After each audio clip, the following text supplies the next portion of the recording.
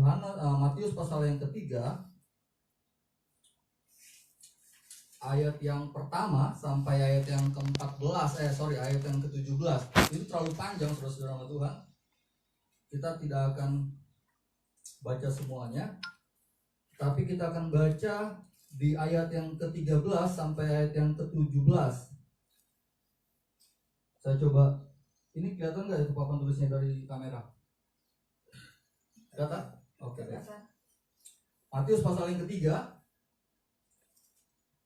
ayat yang ke-13 sampai ayat yang ke-17. Maka datanglah Yesus dari Galilea ke Yordan kepada Yohanes untuk dibaptis olehnya.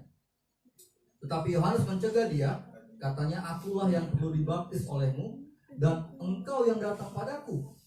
Lalu Yesus menjawab, katanya kepadanya, biarlah hal itu terjadi, karena demikianlah sepatutnya kita menggenapkan seluruh kehendak Allah. Dan Yohanes pun menurutinya.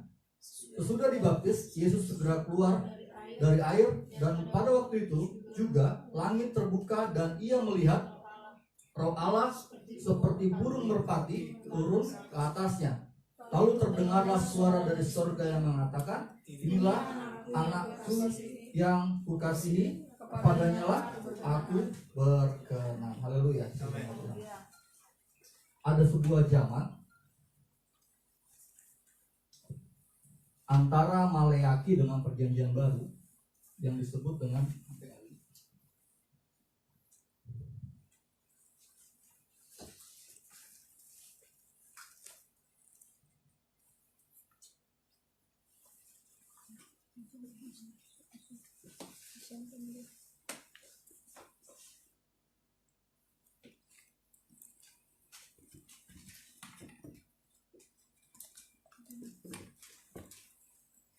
biasanya orang Protestan menyebut ini, saudara.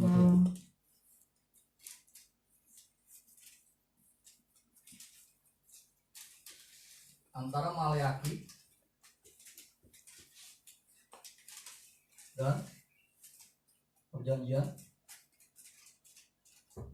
Baru. Saudara lihat di Alkitab saudara, ada ruang kosong di situ. Ya, itu disebut dengan 400 silent years. Apa maksudnya? Disinilah waktu di mana Allah sama sekali tidak berfirman. Dia pernah.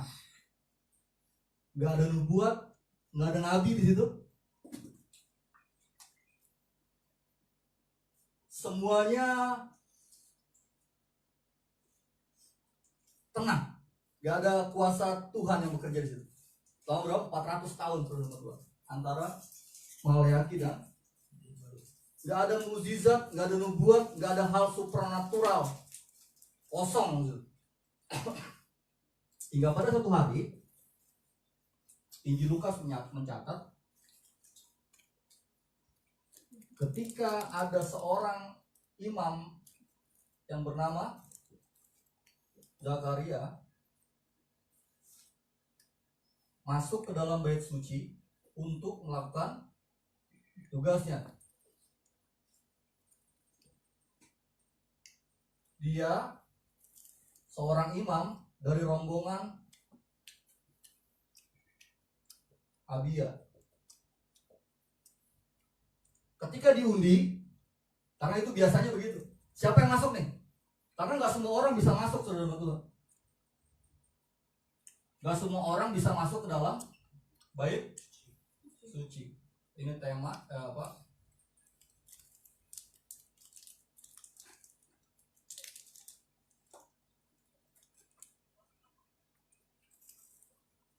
Ini tabut perjanjian, ruang suci, mesbah dupa, akidian, meja roti.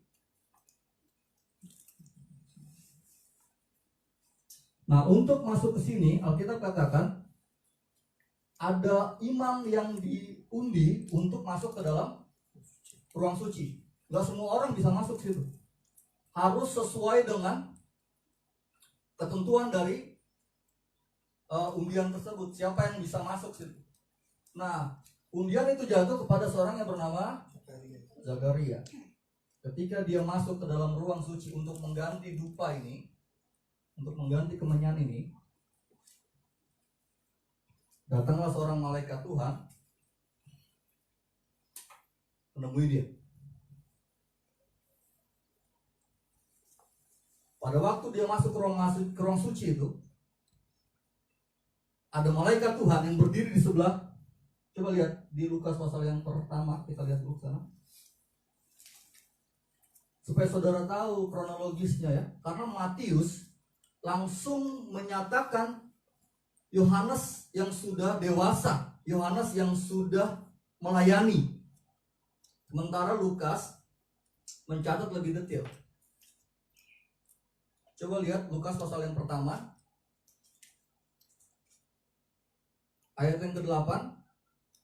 Pada satu kali, waktu tiba giliran rombongannya, Zakaria melakukan tugas keimaman di hadapan Tuhan. Sebab ketika diundi, sebagaimana lazimnya untuk menentukan imam yang bertugas, dialah yang ditunjuk. Jadi ada undian, apa maksudnya buang undi gitu. Seperti saya detailnya kurang paham. Nanti ada petunjuknya. Oh, ini jatuh, undiannya jatuh ke Zakaria. Zakaria yang masuk. Karena nggak semuanya boleh masuk ke situ. Pada waktu ayat 10, sementara itu seluruh umat berkumpul di luar dan sembahyang. Waktu itu adalah waktu pembakaran. Nah, ini tugasnya dia mau bakar ukupan. Ini kemenyan yang mesbah dupa namanya. Dia harus diganti tuh kemenyannya supaya asapnya nggak habis. Ini asapnya harus terus-menerus naik selama 24 jam. Maka ayat 11, tampaklah kepada Zakaria seorang malaikat Tuhan berdiri di sebelah kanan mesbah ukupan. Di sini. Di mana kanan? Ini kanannya. Kalau dari sini ini pintu masuk.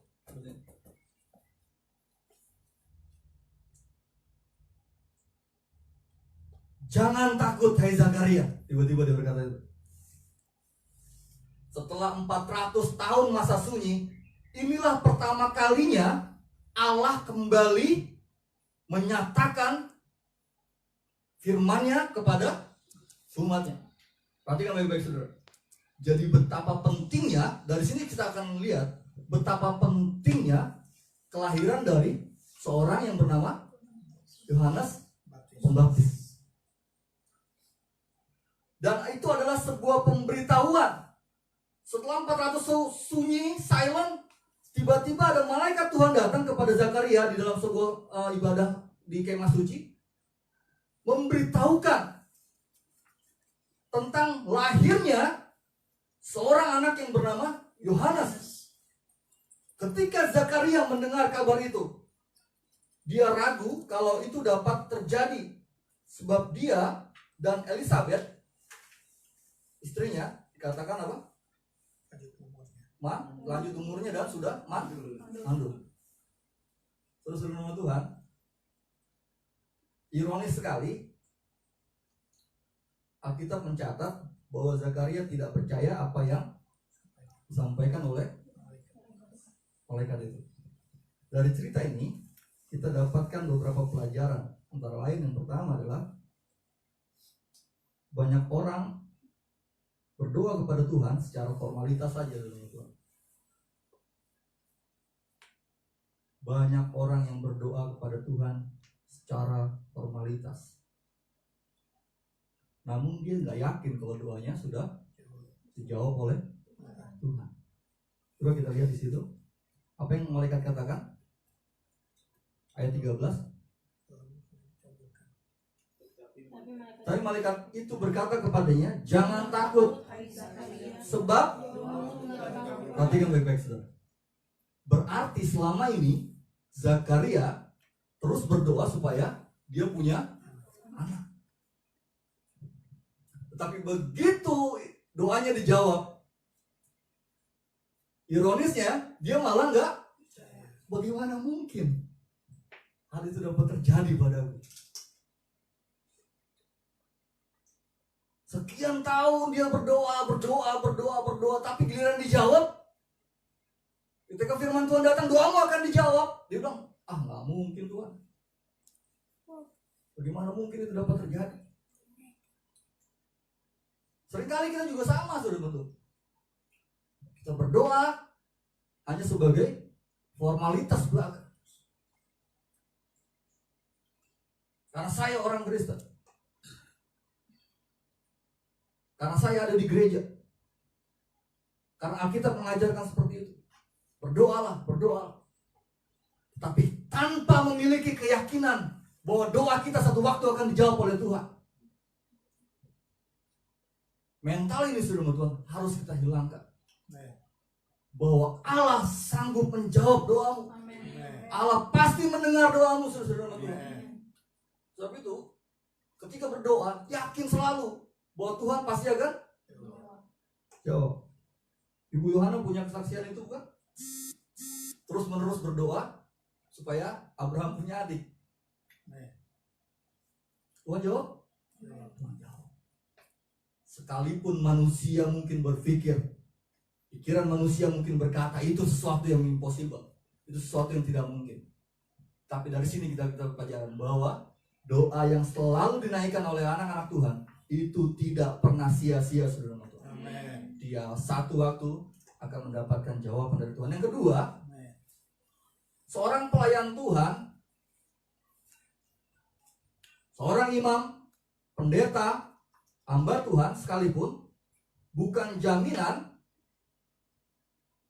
bahwa firman Allah hidup di dalam dia.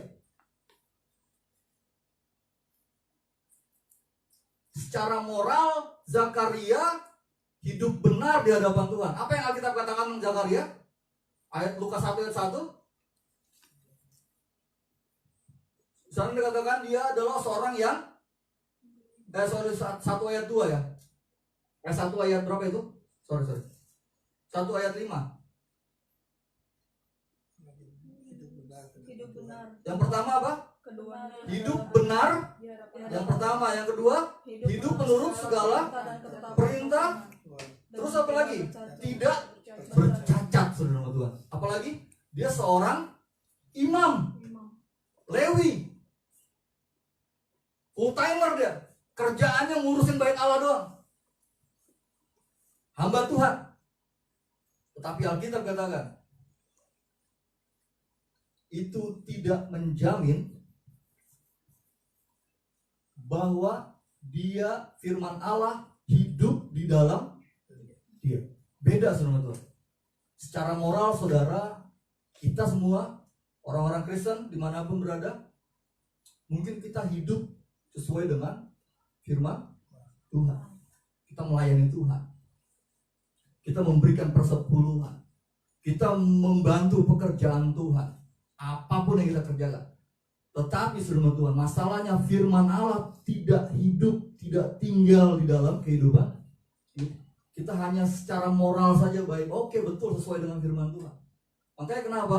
Banyak orang-orang sekalipun dia sudah hamba Tuhan, pelayan Tuhan, melayani itu aktivis gereja, tidak serta-merta dia dapat dengan mudah percaya kepada firman Tuhan. Kenapa? Karena firman Allah tidak hidup di dalam. Iya. Bisa bayar lihat situ, Zakaria. Itu sebuah contoh, sebuah model. Dia benar, tidak bercacat di hadapan Tuhan. Taat, hidup menurut segala perintah Allah. Mungkin kita juga sama. Tapi kita firman Tuhan itu datang. Berapa banyak di antara kita yang langsung percaya 100% kepada Tuhan? Betul? Kita masih menimbang-nimbang, bener nggak sih ini? Bener nggak sih ini? Loh, Anda pelayan Tuhan, bertahun-tahun di gereja, bertahun-tahun merasa pimpin pujian, hebat, melayani Tuhan, pemain musik, pemain firman Tuhan. Tetapi kata firman Allah itu datang kepada kita. Oh, apa benar itu? Apa benar itu? Inilah yang menghambat kuasa Allah bekerja, saudara Tuhan, dalam kehidupan kita. Kenapa? Karena kita tidak memiliki firman Allah, tidak hidup, tidak tinggal di dalam kehidupan kita. Firman Allah harus hidup di dalam kita, saudara Tuhan. Bukan hanya kita hidup sesuai dengan firman Tuhan, tetapi firman itu harus menyatu dalam kehidupan kita, bertumbuh dalam kehidupan kita. Jika firman Allah hidup dalam hidup kita, sudah pasti tidak ada keraguan-raguan terhadap setiap firman Allah yang datang pada kehidupan kita. Juga kita akan memiliki kuasa firman. Sama-sama katakan kuasa firman. Mampu menang atas keraguan-raguan. Haleluya, saudara Tuhan. Kita mampu menang terhadap keraguan-raguan itu. Keraguan-raguan itu yang menguasai kehidupan kita. Coba cek diri kita, betul apa enggak? Seringkali kita ragu-ragu, teman-teman. Takut. Kita ngerasa bahwa, aduh, iya enggak ya? Enggak ya. Sehingga kuasa Allah enggak maksimal bekerja. Keraguan-raguanlah yang menghambat kuasa Allah itu bekerja. Hari ini saudara-saudara, dari sini, dari pelajaran ini tentang Zakaria ini, biarlah firman Allah itu hidup di dalam kita. Yang ketiga, apa yang kita lihat dari Zakaria tentang apa yang tadi kita lihat dalam Lukas pasal yang pertama, sebelum kita masuk ke dalam Yohanes Pembaptis ya, penting dulu ini, sangat penting. Terlalu lama tidak merasakan hadirat Tuhan membuat iman seorang menjadi dingin, hambar. Lukas 1 ayat 18, karena katakan apa? Lalu kata Zakaria kepada malaikat itu, bagaimana aku tahu bahwa hal ini akan terjadi? Sebab aku sudah tua dan istriku 400 tahun itu waktu yang lama, saudara Tuhan. Waktu tanpa hadirat Tuhan, tanpa firman. Jika keadaan pribadi kita pada hari-hari ini juga dingin terhadap firman Allah, mungkin kita sudah terlalu lama tidak merasakan hadirat Tuhan secara pribadi. Oleh sebab itu harus segera. Ini adalah sebuah diagnosa. Kalau kita ngerasa dingin sama firman Tuhan, nggak rasa apa-apa lagi, itu berarti tandanya kita sudah lama kita nggak rasakan hadirat Tuhan. Kita harus kembali rasakan hadirat Allah, saudara-saudara. Kita harus merasakan lagi kuasa Allah itu dalam kehidupan kita. Kehadiran Allah itu harus ada, supaya kita tetap panas, supaya roh kita tetap menyala-nyala di hadapan Tuhan. Jadi kalau saudara punya respon dingin terhadap firman Allah, berarti kita sudah lama nggak merasakan hadirat. Harus lagi cari, Tuhan saya rindu hadiratmu. Haleluya. Itu